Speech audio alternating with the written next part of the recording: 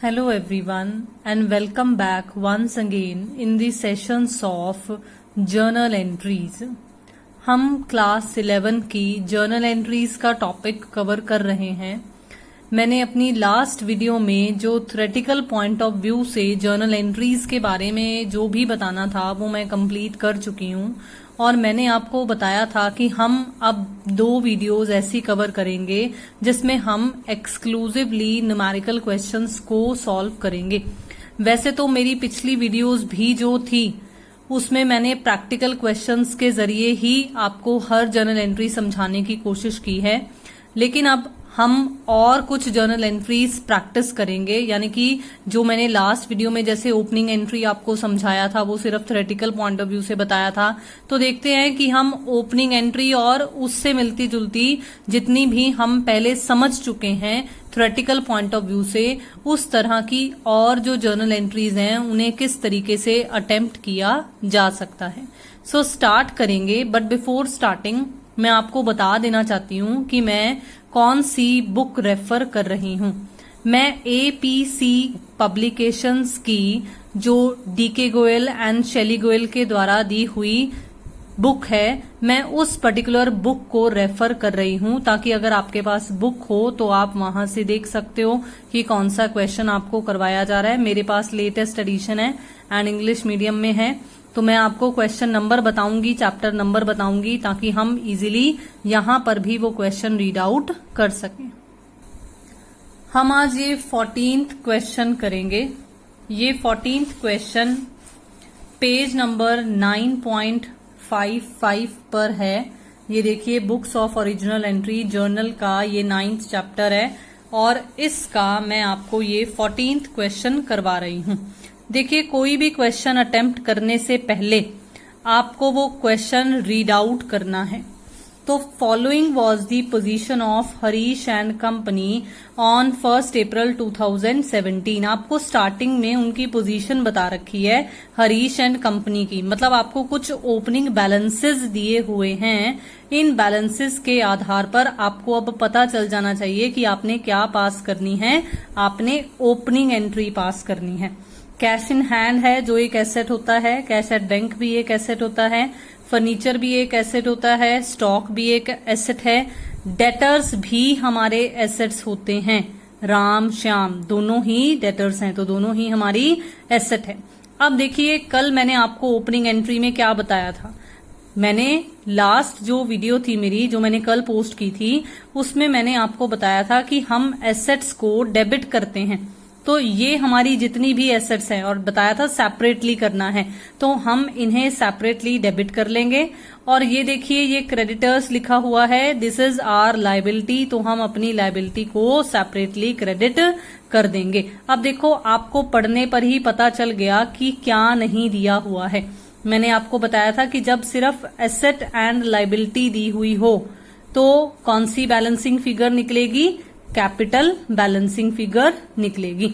ठीक है, तो अब आप क्या करोगे, जो भी यहां पर आपको दिया हुआ है आप उसे जर्नल एंट्री की फॉर्म में लिखोगे। लेकिन उससे पहले, क्वेश्चन शुरू करने से पहले मैं आपको बता देना चाहती हूं कि देखिए ध्यान से, ये किसकी बुक्स हैं, ये हरीश एंड कंपनी की बुक्स हैं। तो हम जो जर्नल एंट्री का क्वेश्चन अटेम्प्ट करेंगे, सबसे पहले हम आंसर में लिखेंगे टॉप पर journal entries in the books of Harish and company.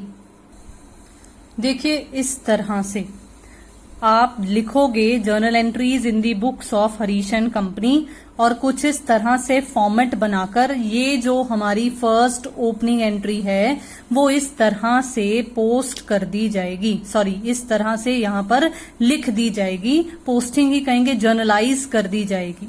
Cash in hand debit हो जाएगा, जितनी भी मतलब मैंने आपको एसेट्स बताई थी वो सब डेबिट हो जाएंगी। जो मैंने आपको क्रेडिटर्स लायबिलिटीज बताए थे वो क्रेडिट हो जाएंगे। और देखो, ऑटोमेटिकली आपकी जो बैलेंसिंग फिगर निकल रही है वो कैपिटल निकल रही है। क्यों निकल रही है बेटे, हमने अकाउंटिंग इक्वेशन वाला कंसेप्ट पढ़ा है जिसमें था assets is equal to liabilities plus capital.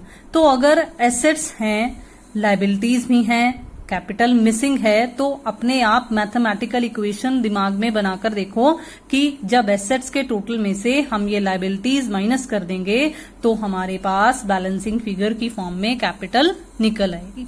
तो आई होप कि ये जो फर्स्ट जर्नल एंट्री मैंने पोस्ट की, जो इस पर्टिकुलर डेट को हमें बैलेंसेस गिवन थे और मैंने लिख दी, और ये जर्नल एंट्री कुछ इस तरह से बन जाएगी। अब मैं आपको फर्दर क्वेश्चन रीड आउट करवाऊंगी। देखिए फर्स्ट जो अब हमें ट्रांजैक्शन दे रखी है अप्रैल मंथ्स की, वो 2 अप्रैल को ट्रांजैक्शन है। क्या है transaction? Received a cheque from Ram in full settlement of his account after deducting 5% cash discount. हम cash discounts and trade discounts ये पहले की जर्नल एंट्रीज में कवर कर चुके हैं। अब देखो राम कौन था? वैसे भी आपको रिसीव्ड से पता चल जाना चाहिए कि ये हमारा डेटर है, क्योंकि डेटर्स से हमने पैसे रिसीव करने थे। अगर ना भी पता चले तो ये देखो ऊपर डेटर्स की कैटेगरी में हमें राम दिया हुआ है। हमने अभी हमारी ओपनिंग एंट्री जब पास की है, राम को हमने डेबिट किया है। ठीक है, तो अब हम इसी राम से पैसे रिसीव कर रहे हैं, लेकिन किस पर रिसीव कर रहे हैं? 5% की डिस्काउंट पर। इसने हमें क्या दिया है? इसने हमें चेक दिया है। मैंने आपको अर्लियर एंट्रीज में क्या समझाया था कि चेक जो है अगर लिखा हुआ आ जाए तो हमने बैंक के थ्रू जर्नल एंट्री पास करनी है। ठीक है, लेकिन जब हमने एक्सक्लूसिवली कुछ बैंकिंग ट्रांजैक्शंस वाली जब मैंने एक स्पेशल वीडियो कवर की थी, तब आपको क्या समझाया गया था कि अगर चेक उसी दिन सेम डे जब मिला है तब ही बैंक में डिपॉजिट ना हो। देखो ध्यान से 4 अप्रैल की entry, deposited the above cheque. इसका मतलब ये वाला चेक जो राम ने हमें दिया था वो 2 अप्रैल को डिपॉजिट नहीं हुआ। कब डिपॉजिट हुआ है? वो 4 अप्रैल को डिपॉजिट किया गया है बैंक में। तो ऐसे चेक को हम डायरेक्टली उसी दिन बैंक अकाउंट डेबिट नहीं करेंगे, हम उसे चेक इन हैंड के थ्रू जर्नल एंट्री पास करेंगे। तो देखते हैं कि इसकी जर्नल एंट्री क्या होगी। याद रखना यहाँ पर चेक इन हैंड भी है, और क्योंकि कैश डिस्काउंट भी है तो हमें ये भी बहुत अच्छे तरीके से समझना है, याद रखना है कि ट्रेड डिस्काउंट की सिर्फ कैलकुलेशन की जाती होती है, लेकिन कैश डिस्काउंट को हम जर्नल एंट्री में शो भी करते हैं। तो देखते हैं कि इसकी जर्नल एंट्री कैसे होगी।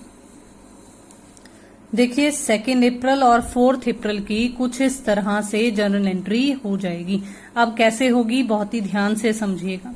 देखो राम ने हमें चेक दिया, 5% डिस्काउंट पर दिया। राम पहले क्या था? डेबिट था। राम अब क्या है? क्रेडिट हो गया। क्यों हुआ? राम एक पर्सन है। Debit the receiver, credit the giver. Ram giver of cheque है, इसलिए राम यहाँ पर क्रेडिट हो जाएगा। और एक और शॉर्टकट तरीका भी समझो अब आप, जब डेटर होता है एग्जिस्टेंस में तब वो डेबिट बैलेंस शो करता है। जब हम अपने डेटर से पैसा रिसीव करते हैं तो वो डेबिट से उल्टा हो जाता है, यानी कि क्रेडिट हो जाता है। ठीक है, तो राम यहाँ पर 8,000 से क्रेडिट हो गया। अब राम ने हमें 5% डिस्काउंट पर पैसे दिए हैं, 5% कट हो गया। इसका मतलब हमें कम मिल रहा है। जहां मुझे 8,000 मिलना चाहिए था वहां 5% कम होकर मुझे मिल रहा है। इसका मतलब वो 5% मेरा नुकसान है, और नुकसान को नॉमिनल अकाउंट का रूल क्या कहता था? Debit all expenses and losses. तो इसीलिए नॉमिनल अकाउंट वाले रूल को ध्यान में रखते हुए डिस्काउंट अलाउड को डेबिट कर दिया गया है, और जो बच गया है उसके लिए cheque in hand account debit हो जाएगा। क्यों हुआ मैं ऑलरेडी आपको बता चुकी हूँ, क्योंकि सेम डे हमने चेक बैंक में जमा नहीं करवाया, अभी चेक हमारे हाथों में ही है। इसलिए 7600 यहाँ आएगा और 400 का जो डिस्काउंट है वो यहाँ आएगा। जब 4 अप्रैल को हम ये चेक जमा करवाएंगे तो कुछ इस तरह से एंट्री आ जाएगी। अब बैंक रिसीवर बन गया उस चेक का।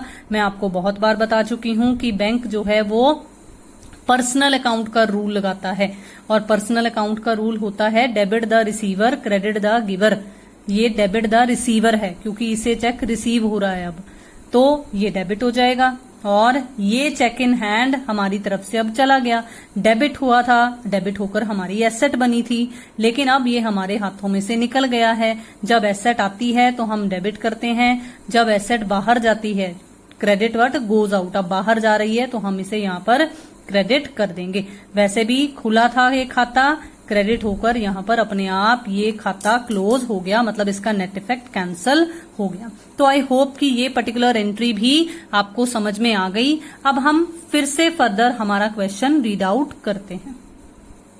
बहुत ही अच्छी जर्नल एंट्री, गुड्स परचेज किए हैं 20,000 के, 10% ट्रेड डिस्काउंट है और 5% कैश डिस्काउंट है, और हमने पेमेंट करनी है चेक के थ्रू, मतलब हमने पेमेंट की है चेक के थ्रू। अब देखो यहां पर आपको ट्रेड डिस्काउंट भी देखने को मिला, यहां पर आपको कैश डिस्काउंट भी देखने को मिला, और आपको यहां पर पेमेंट चेक के थ्रू भी करनी है। जब रिसीव करते हैं ना तब ये देखना होता है, तब ये चेक इन हैंड वाला कंसेप्ट एग्जिस्टेंस में आता है। जब आप पेमेंट कर रहे हो तब आपने नहीं सोचना, तब आपने अगर पेमेंट के साथ चेक वर्ड लिखा हुआ हो तो बैंक के थ्रू ही ट्रांजैक्शन पास करनी है, एंट्री पास करनी है। अब देखो बहुत ही ध्यान से, गुड्स के साथ परचेज वर्ड लिखा हुआ है, ये आपको पहले भी तरीका समझाया गया है कि जब परचेज वर्ड किसी एसेट के साथ लिखा हुआ हो, फिक्स्ड एसेट के साथ लिखा हुआ हो, तो उसी फिक्स्ड एसेट का नाम आता है।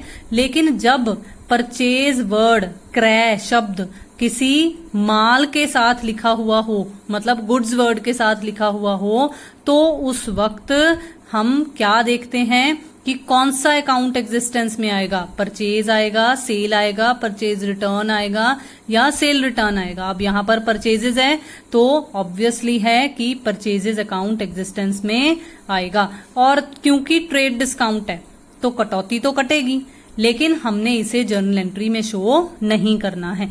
तो 20,000 में से 10% 20,000 का निकल जाएगा, कितना निकल गया 2,000, कितना बचा 18,000। अब इस 18,000 पर ये 5% का कैश डिस्काउंट लगेगा, तो गलती से 5% 20,000 पर ही मत लगा देना, पहले ट्रेड डिस्काउंट कटेगा, कटने के बाद जो फिगर आ जाएगी, जो अमाउंट आएगी, उस पर हमने 5% का कैश डिस्काउंट लगाना है। ये कंसेप्ट बहुत बार मैंने आपको बता दिए हैं, और पेमेंट हमने चेक के थ्रू की है। तो देखते हैं कि इसकी जर्नल एंट्री कैसे होगी। देखिए इस तरह से इसकी जर्नल एंट्री होगी। परचेजेज अकाउंट का हमेशा डेबिट बैलेंस होता है, ठीक है, अनलेस अदरवाइज गुड्स ड्राइंग्स के पर्पज से या चैरिटी के पर्पज से निकलवाई जा रही हो, जैसा हमने कल थ्योरेटिकल पॉइंट ऑफ व्यू से समझा था। लेकिन जब भी हम गुड्स को परचेज करते हैं तो परचेजेज अकाउंट डेबिट की फॉर्म में ओपन होता है। तो मैंने परचेजेज अकाउंट को डेबिट कर लिया। मैंने आपको क्या कहा था कि ट्रेड डिस्काउंट की कटौती काटनी है, तो 20,000 में से मैंने 2,000 ट्रेड डिस्काउंट काट लिया। काटने के बाद मैंने 5% का जो डिस्काउंट है वो निकालना है। अब बहुत ही ध्यान से समझिएगा, देखो जब हमने किसी से पैसे रिसीव करने हों, जैसे जब हमने राम से रिसीव किए थे, मिलने वाले हों जब पैसे, तो हम सामने वाले को डिस्काउंट अलाउ करते हैं, लेकिन जब हमने किसी को पैसे देने हों तो हमें डिस्काउंट रिसीव होता है। तो इसीलिए डिस्काउंट अलाउड हमेशा डेबिट होगा, क्योंकि नॉमिनल अकाउंट के रूल के हिसाब से ये अलाउ किया गया डिस्काउंट हमारा नुकसान होता है। लेकिन जब हम किसी को पेमेंट करते हैं तो मिलने वाला डिस्काउंट यानी कि डिस्काउंट रिसीव्ड, ये हमारा फायदा होता है। और फिर से मैं कहूंगी, नॉमिनल अकाउंट का रूल कहता है credit all incomes and gains, तो दिस इज अ गेन, ये हमारा फायदा है। तो इसलिए हम डिस्काउंट रिसीव्ड अकाउंट को क्या करेंगे, क्रेडिट करेंगे। तो 18,000 में से 9,000 डिस्काउंट रिसीव्ड माइनस हो गया, रेस्ट जो बच गया वो मैंने चेक के थ्रू यानी कि बैंक के थ्रू पेमेंट कर दी। अब देखो बहुत ही ध्यान से, मेरा ये पेज कंप्लीट हो गया। मैंने आपको क्या समझाया था कि हमने एक पेज पर जितनी भी जर्नल एंट्रीज की हैं, हमने डेबिट और क्रेडिट दोनों कॉलम्स का टोटल लगा लेना है, और पर्टिकुलर्स में क्या लिखना है, बैलेंस टू बी या total to be carried forward, ठीक है, या आप C/F यानी कि कैरिड फॉरवर्ड भी लिख सकते हो, ठीक है। अब देखते हैं कि जब हम नेक्स्ट पेज पर मूव ऑन करेंगे तो इस CF को हम किस तरह से लिखेंगे? कुछ इस तरह से जो टोटल हमारा लास्ट पेज पर CF की फॉर्म में निकला था उसे अब हम यहाँ पर ब्रॉड फॉरवर्ड की फॉर्म में आगे उतार लेंगे। ध्यान देना कि मैंने जो लाइन लगाई है वो सिर्फ पर्टिकुलर्स वाले कॉलम में लगाई है। मैं अमाउंट वाले कॉलम्स में ये लाइन नहीं लगा रही हूं हर ट्रांजैक्शन के बाद, क्योंकि लाइन लगा देने का मतलब होगा कि हम इसे टोटल में काउंट नहीं कर रहे हैं, जबकि हमने इस टोटल को आगे फर्दर लेकर जाना है। तो इसीलिए मैं डेबिट और क्रेडिट्स वाले कॉलम में ये लाइन नहीं लगा रही हूं। अब हम देखेंगे कि हमारी नेक्स्ट ट्रांजैक्शन कौन सी है। अब है received a cheque from Shyam for ₹3860 and discount allowed to him ₹140। Cheque deposited into the bank on the same day.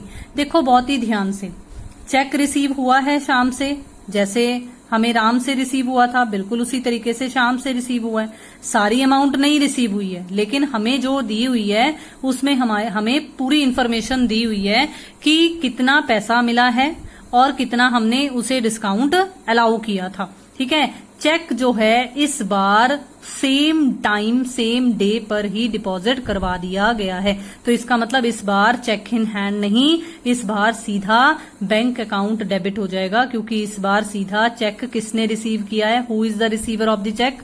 Bank. फिर से मैं कहूंगी बैंक कौन है, कौन सा रूल लगा रहा है? पर्सनल अकाउंट वाला। ठीक है, अब देखते हैं कि इसकी जर्नल एंट्री कैसे होगी। कुछ इस तरह से इसकी जर्नल एंट्री पास कर दी जाएगी। बैंक अकाउंट डेबिट हो जाएगा, डिस्काउंट अलाउड अकाउंट डेबिट हो जाएगा, श्याम अकाउंट क्रेडिट हो जाएगा। ठीक है, जो श्याम क्रेडिट होगा देखो बहुत ही ध्यान से, वो इन दोनों के टोटल से क्रेडिट होगा। और इसकी narration check received at a discount and deposited on the same day. कुछ इस तरह से इसकी नरेशन लिख के इसे क्लोज कर दिया जाएगा। अब देखते हैं नेक्स्ट ट्रांजैक्शन कौन सी है। नेक्स्ट है cash paid to Anil after deducting 2% cash discount. अब देखो अनिल कौन था? अनिल हमें यहां दिया हुआ है क्रेडिटर्स की फॉर्म में। इसका मतलब इस बार हम हमारे क्रेडिटर को पैसे दे रहे हैं और जब पे कर रहे हैं तो हमें डिस्काउंट मिल रहा है, रिसीव हो रहा है। तो बहुत ही आसान है, कोई हार्ड एंड फास्ट रूल लगाने की जरूरत नहीं है। जिसको 4000 देना था उसे 2% की कटौती काट कर पैसे दिए जा रहे हैं। तो इसकी जर्नल एंट्री देखते हैं। देखो कुछ इस तरह से इसकी जर्नल एंट्री पास कर दी जाएगी। अनिल अकाउंट डेबिट होगा। अब देखो जैसे मैंने आपको राम वाली एंट्री बताई थी कि राम डेटर था, जब डेटर था तो उसका बैलेंस डेबिट था। बिल्कुल इसी तरीके से आप रिवाइंड कर देख सकते हो, वीडियो को स्टार्टिंग से देख सकते हो। तो वहां पर अगर आप देखोगे तो अनिल हमने पहले क्रेडिट किया हुआ था ओपनिंग एंट्री में, तो अनिल को अब हम क्या करेंगे? डेबिट कर देंगे, क्योंकि अब अनिल का खाता बंद हो रहा है। अब अनिल को हम पेमेंट कर रहे हैं तो अनिल अकाउंट डेबिट हो जाएगा। और जो 2% है, अब अमाउंट कहां से निकलेगी? आपको तो 2% ही लिखा हुआ था, तो अमाउंट आपने ऊपर वाली एंट्री से मतलब ओपनिंग एंट्री से पता लगाया है कि अमाउंट प्रिंसिपल अमाउंट 4000 की थी, तो ये 4000 से डेबिट होगा। 2% का डिस्काउंट हमें जो रिसीव हो रहा है नॉमिनल अकाउंट का रूल लगाकर वो क्रेडिट हो जाएगा, क्योंकि ये हमारा फायदा है, गेन है। और जो रेस्ट है माइनस कर 3920 ये हमारा टू कैश अकाउंट में लिखा हुआ आ जाएगा। अब देखते हैं कि हमारी नेक्स्ट ट्रांजैक्शन कौन सी है। बहुत ही आसान, old furniture sold for ₹800। Furniture था हमारे पास एसेट्स में, हमने बेच दिया है 800 रुपए का। आपको क्या समझाया गया था कि परचेजेस सेल्स वर्ड तब एग्जिस्टेंस में आते हैं जब गुड्स वर्ड साथ में लिखे हुए हों, लेकिन जब परचेज या सेल वर्ड के साथ किसी एसेट का नाम आ जाता है तो उसी एसेट के हिसाब से हमने रूल पास करना होता है, मतलब एंट्री पास करनी होती है। और एसेट्स पर रूल कौन सा लगता है? रियल अकाउंट का, वास्तविक खातों का। और वास्तविक खाते क्या कहते हैं? रियल अकाउंट का रूल क्या कहता है? Debit what comes in, credit what goes out. जब हम बेच रहे हैं तो वो आउट जा रहा है, बाहर जा रहा है, तो इसलिए वो क्या होना चाहिए, क्रेडिट होना चाहिए। जब मैंने फर्नीचर बेच दिया तो मुझे बदले में क्या मिला, पैसा, कैश। जब कुछ ना दिया हुआ हो तो कैश मानना है। कैश फिर से हमारी क्या है, एक एसेट है। अब फिर से एसेट्स का रूल, रियल अकाउंट का रूल, फिर क्या है, डेबिट व्हाट कम्स इन। इसका मतलब इस एंट्री में रियल अकाउंट का रूल लग रहा है। एक चीज डेबिट हो रही है और दूसरी चीज क्रेडिट हो रही है। तो एंट्री देखते हैं क्या है, cash account debit to furniture account. तो ये जर्नल एंट्री यहां पर फर्नीचर को सेल करने के लिए पास कर दी जाएगी, नरेशन लिख दी जाएगी और लाइन लगाकर इसे क्लोज कर दिया जाएगा। So next, sold goods to Shiv Prasad of the list price of ₹10,000 at a trade discount of 15%। अब देखो फिर से छूट कौन सी दे रखी है, व्यापारिक छूट दे रखी है, ट्रेड डिस्काउंट दे रखा है। और आपको क्या बताया था कि ट्रेड डिस्काउंट माइनस तो करना है, लेकिन उसे हमने अपनी जर्नल एंट्री में नहीं शो करना है। तो 10,000 का 15% कितना होगा, 1500। ठीक है, 1500 10,000 में से माइनस कर दो, कितना आ गया, 8500। इसका मतलब जो हमारी जर्नल एंट्री पास की जाएगी वो 8500 से पास की जाएगी, 10,000 से नहीं पास की जाएगी। अब फिर से दोबारा से ध्यान से देखो, हमने इस बार गुड्स सेल किए हैं। सोल्ड के साथ कौन सा वर्ड दिया हुआ है, गुड्स। जब सोल्ड के साथ गुड्स वर्ड दिया हुआ हो तो कौन सा खाता खोलते हैं, सेल्स अकाउंट। ठीक है, अब फिर से देखो, हमने जिसे सेल की है उसका नाम दिया हुआ है, फॉर कैश या थ्रू बैंक, ऐसा कुछ भी नहीं लिखा हुआ है। ठीक है, तो जब नाम दिया हुआ हो तो आपको बहुत पहले से बताया जा रहा है कि जब किसी का नाम दिया हुआ हो तो ऐसी ट्रांजैक्शंस उधार बेसिस वाली ट्रांजैक्शंस होती हैं, क्रेडिट नेचर की ट्रांजैक्शंस होती हैं। तो और यहां पर पर्सन का नाम है तो पर्सनल अकाउंट का रूल लगा दो। डेबिट द रिसीवर, हमने बेचे, उसने रिसीव किए, तो डेबिट द रिसीवर। अब आपके दिमाग में जर्नल एंट्री बन जानी चाहिए। देखते हैं कि जो आपके दिमाग में जर्नल एंट्री बनी, बनाओ, फिर चेक करना कि सही है। पॉज कर कर वीडियो को अपने दिमाग में बनाओ जर्नल एंट्री और फिर चेक करना कि जो मैंने लिखी वही आपने सोची थी या नहीं सोची थी।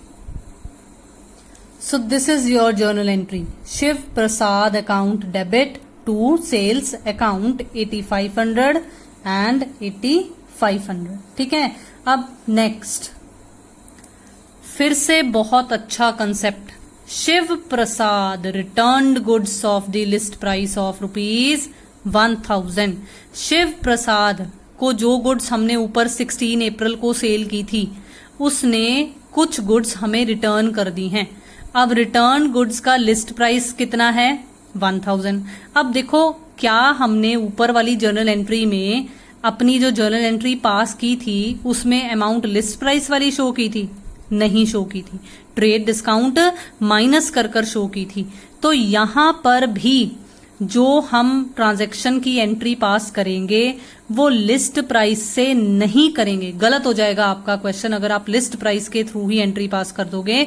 जिन ट्रांजैक्शंस के साथ अगर पहले ट्रेड डिस्काउंट की कटौती लगी हुई हो, कटी हुई हो, तो आपने उनके सब्सिक्वेंट आगे उन्हीं से रिलेटेड जो जर्नल एंट्रीज अगर आपको दी होती हैं, ट्रांजैक्शंस दी हुई होती हैं, तो उन पर भी सेम वही इफेक्ट शो करना होता है। तो आपको क्या करना है, 1000 में से 15% का ट्रेड डिस्काउंट माइनस करना है। 10,000 पर 1500 था, 1000 पर कैलकुलेट कर लो, कितना आ जाएगा, 150। तो आप माइनस कर कर फिर अब इस बार है क्या, ये शिव प्रसाद ने गुड्स रिटर्न की हैं। गुड्स हमने सेल की थी तो सेल रिटर्न हो रही है। अब याद रखना, अगर सेल्स का क्रेडिट बैलेंस होता है, अभी अभी हमने जर्नल एंट्री में सेल्स को क्रेडिट किया था ना, तो सेल रिटर्न उसके ऑपोजिट है, यानी कि सेल रिटर्न क्या होगी, डेबिट होगी। और इस बार देने वाला कौन है, गिवर कौन है, पहले से प्रसाद को मिली थी तो वो रिसीवर बन गया था, अब वो दे रहा है हमें गुड्स तो वो गिवर है, तो वो क्रेडिट हो जाएगा। So entry will be sales return account debit to Shiv Prasad account 850 1000 से नहीं की है, ट्रेड डिस्काउंट काट कर फिर जर्नल एंट्री पास की गई है और नरेशन लिखकर क्लोज कर दी गई है। अब next, paid for furniture repairs to Bahadur Singh ₹100। अब बहुत ही ध्यान से समझिए, जब इस तरह का कोई रेवेन्यू एक्सपेंडिचर हमें दिया हुआ हो, रेवेन्यू नेचर का कोई एक्सपेंस हमें दिया हुआ हो, तो ये क्या है, ये आयगत नेचर का है, तो इसको हमने नॉमिनल अकाउंट का रूल लगाना है। जो नाम दिया हुआ हो उसे हमने इग्नोर कर देना है, ठीक है। तो पेड फॉर फर्नीचर रिपेयर्स ₹100, सिर्फ इतना इस ट्रांजैक्शन को मानना है, बहादुर सिंह को इग्नोर कर देना है। पर्सनल अकाउंट को यहां पर हम कंसीडर नहीं करेंगे, नहीं किया जाता कंसीडर, नॉमिनल अकाउंट को प्रेफरेंस दी जाती है। तो एंट्री बन जाएगी फर्नीचर रिपेयर्स या repairs to furniture account debit to, क्योंकि पेमेंट है, अब लिखा नहीं हुआ आपको, लेकिन पेड वर्ड जब लिखा हुआ आ गया तो इसका मतलब यही है कि आपने पेमेंट की है, और पेमेंट आप कैश या बैंक के थ्रू करते हो। बैंक तब आता है जब चेक वर्ड लिखा हुआ हो, लेकिन अब यहाँ चेक नहीं लिखा हुआ तो हम मानेंगे कि हमने कैश में पेमेंट की है। तो एंट्री क्या होगी, एंट्री होगी repairs to furniture account debit to cash account 100।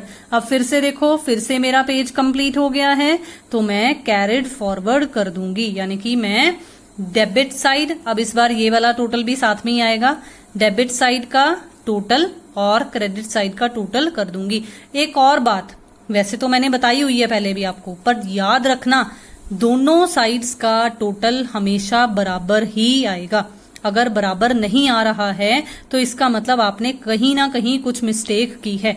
Dual entry aspect, दोहरा लेखा प्रणाली, ये हमें कहती है कि डेबिट की टोटल हमेशा क्रेडिट के टोटल के बराबर ही आएगी।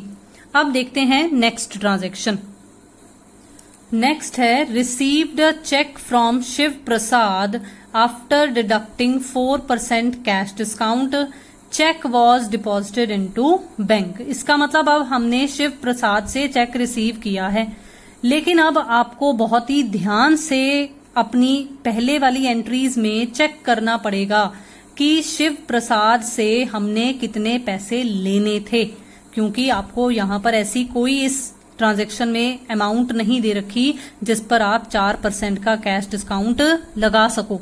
तो आपको बहुत ही ध्यान से अपनी अर्लियर जर्नल एंट्रीज में देखना पड़ेगा कि हमने शिव प्रसाद से कितने पैसे लेने थे। देखो बहुत ही ध्यान से देखो, शिव प्रसाद एक बार हमारे पास इस पर्टिकुलर 16 अप्रैल वाली जर्नल एंट्री में आया था जब हमने 8500 की सेल की थी। फिर 18 अप्रैल वाली में भी आया था जिसमें वो क्रेडिट हो गया था 850 से। इसका मतलब अभी भी वो डेबिट में जितना पड़ा होगा उतने से ही वो हमारा डेटर होगा ना। डेटर का डेबिट बैलेंस होता है, तभी हम कहते हैं ना कि हमने उससे पैसे रिसीव करने हैं। इसका मतलब शिव प्रसाद कितना डेबिट पड़ा है, कितने से हमारा डेटर है, वो 8500 में से 850 माइनस कर निकाल लो। जो फिगर निकलेगी उस पर फिर आप 4% का डिस्काउंट, अब क्या करोगे, जब पैसे मिलने हैं तो डिस्काउंट आप अलाउ करोगे या रिसीव करोगे, खुद सोचकर देखो।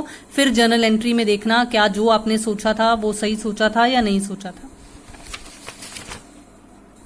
मुझे उम्मीद है कि आपने सही सोचा होगा। डिस्काउंट अलाउड निकलेगा, 8500 में से 850 माइनस कर हमारे पास 7650 फिगर निकली थी, जिस पर हमने 4% का डिस्काउंट अलाउड निकाला तो 306 डिस्काउंट निकल आया। रेस्ट हमें, क्योंकि उसी दिन हमने बैंक में डिपॉजिट भी करवा दिया चेक, तो सीधा बैंक अकाउंट डेबिट हो जाएगा। मुझे उम्मीद है कि आपको यहां तक की ये जर्नल एंट्रीज, ये क्वेश्चन बहुत ही अच्छे तरीके से समझ में आ रहा होगा। गाइज, अगर आपने अभी तक चैनल को सब्सक्राइब नहीं किया है तो आई रिक्वेस्ट यू कि जल्दी से चैनल को सब्सक्राइब कर लीजिए, वीडियोस देखते रहिए, जुड़े रहिए चैनल के साथ। नेक्स्ट, बहुत ही आसान नॉमिनल अकाउंट का छोटा सा सिंपल सा एक रूल लग रहा है भाई। बैंक ने चार्ज कर लिए हैं 50 रुपए बैंक चार्जेस के तौर पर। देखो, आपको एज अ कॉमर्स स्टूडेंट ये पता होना चाहिए कि बैंक हमारे बिहाफ पर बहुत सारे काम करता है। हमारी बहुत स्टैंडिंग पेमेंट्स, ड्यू पेमेंट्स, जैसे कई बार इलेक्ट्रिसिटी का बिल भरना होता है या इंश्योरेंस पॉलिसीज की हमने प्रीमियम पे करनी होती हैं, या और भी बहुत छोटे मोटे काम हैं जो बैंक हमारे बिहाफ पर करता है, या हम बैंक की काफी सर्विसेज एंजॉय करते हैं, तो बदले में बैंक हमसे कुछ चार्जेस काटता है। तो बैंक चार्जेस हमारे लिए क्या हुए? हमारे पॉइंट ऑफ व्यू से तो वो एक एक्सपेंस हुए ना, कटौती कट रही है, चार्ज किया जा रहा है। तो नॉमिनल अकाउंट का रूल क्या कहता है कि चार्जेस को, एक्सपेंसेस को क्या किया जाना चाहिए? डेबिट किया जाना चाहिए। अब एक बात हमेशा याद रखना, बैंक कभी भी आपसे कैश में आकर नहीं लेकर जाता, आपको घर पर आकर नहीं कहता कि मैंने आपके ये बैंक चार्जेस काटने हैं या मुझे पैसे चाहिए मेरी सर्विस के बदले में, तो मुझे पैसे दो। वो आपके अकाउंट के जरिए ही ये प्लस माइनस करता रहता होता है। इसीलिए आपको कई बार वो एसएमएस बैंकिंग के थ्रू मैसेजेस आते होते हैं ना, आपके अकाउंट को क्रेडिट कर दिया गया है, आपके अकाउंट को डेबिट कर दिया गया है। तो ये रीजन की बिहाफ पर हमने जो ये बैंक चार्जेस की जर्नल एंट्री पास करनी है, इसे कैश के थ्रू नहीं करना है, इसे बैंक के थ्रू ही करना है। तो देखते हैं कि इसकी जर्नल एंट्री क्या होगी। देखिए, कुछ इस तरीके से ये जर्नल एंट्री यहाँ जर्नलाइज कर दी जाएगी, ये पास कर दी जाएगी journal entry. Bank charges account debit to bank account, 50 debit में और 50 ही क्रेडिट में। ठीक है, याद रखना बैंक क्यों क्रेडिट हुआ है, क्योंकि इस बार ये बैंक चार्जेस बैंक को क्या हो रहा है, बैंक हमारे ही बिहाफ पर पेमेंट कर रहा है। हमारा बैंक अकाउंट हमारे बिहाफ पर पेमेंट कर रहा है। ये मत सोचने लग जाना कि इस बार बैंक को तो पैसे मिल रहे हैं, हम डेबिट द रिसीवर करते हैं तो हमने बैंक को डेबिट क्यों नहीं किया। भाई, ये हमारा बैंक का खाता है, ये बैंक का बैंक वाला खाता नहीं है, ये हमारा बैंक का खाता है और हमारा बैंक का खाता हमारे बिहाफ पर पेमेंट कर रहा है, गिवर बन रहा है, इसलिए इसे क्रेडिट किया जाएगा। एक लास्ट ट्रांजैक्शन जो इस क्वेश्चन की हमारे पास बची है, देखते हैं कि वो क्या है। नेक्स्ट ट्रांजैक्शन है रिसीव्ड कमीशन, यानी कि ₹200 की आपको कमीशन रिसीव हो रही है। इसका मतलब ये आपकी इनकम है और नॉमिनल अकाउंट का रूल इनकम्स को क्रेडिट करने के लिए कहता है। जैसे एक्सपेंसेस को डेबिट करते हैं, इनकम्स को क्रेडिट करते हैं। अब फिर से देखो, जैसे यहाँ पर पेड वर्ड के साथ कैश या बैंक के थ्रू, मतलब चेक मिला है या कुछ चेक के थ्रू पेमेंट हुई थी या नहीं, ये नहीं दिया हुआ था तो हमने कैश वाली ट्रांजेक्शन मानी थी। बिल्कुल इसी तरीके से जब रिसीव्ड वर्ड अकेला लिखा हुआ आए, कैश या चेक ना लिखा हुआ आए, तो हमने कैश के थ्रू इस जर्नल एंट्री को पास करना है। ठीक है, लास्ट ट्रांजैक्शन है ये। मैं आपको कहूंगी कि ये जो टोटल आपको आंसर में दे रखा है ना, इस टोटल को आप साइड पर नोट करके रख लीजिए ताकि आप चेक कर सको कि वाकई में हमारा टोटल भी इतना आ रहा है या नहीं आ रहा। मैं लास्ट एंट्री पोस्ट करूंगी, पोस्ट नहीं पास करूंगी। तो लास्ट जर्नल एंट्री मैंने पास कर दी है, cash account debit to commission account 200। देखिए, आप चेक कर सकते हो कि अब हमारा क्वेश्चन कंप्लीट हो चुका है। तो अब हम इस बार, पेज भी अभी मेरा कंप्लीट नहीं हुआ, चाहे पेज के एंड पे ही क्यों ना होती मैं, क्योंकि क्वेश्चन कंप्लीट हो गया है तो अब हम सीएफ या बैलेंस फॉरवर्ड, ब्रॉड फॉरवर्ड नहीं लिखेंगे, हम टोटल लिखेंगे इस बार। और आप चेक कर सकते हो कि अब आप डेबिट साइड और क्रेडिट साइड के कॉलम्स का टोटल लगाओगे तो वो टोटल बिल्कुल आपके आंसर के साथ टैली कर रहा है, मैच कर रहा है। कुछ इस तरह से ये आपका क्वेश्चन कंप्लीट हो जाएगा। तो मुझे लगता है कि आज हमने बहुत ही अच्छा सा एक क्वेश्चन कंप्लीट किया है जिसमें आपको बहुत कुछ सीखने को मिला है। तो फिर से गाइज, अगर आपने अभी तक चैनल को सब्सक्राइब नहीं किया है, आपको वीडियो अच्छी लगी है, जल्दी से चैनल को सब्सक्राइब कर लीजिए, वीडियोस को शेयर कीजिए, लाइक कीजिए, कमेंट्स कीजिए। Thank you so much, keep watching and have a nice day.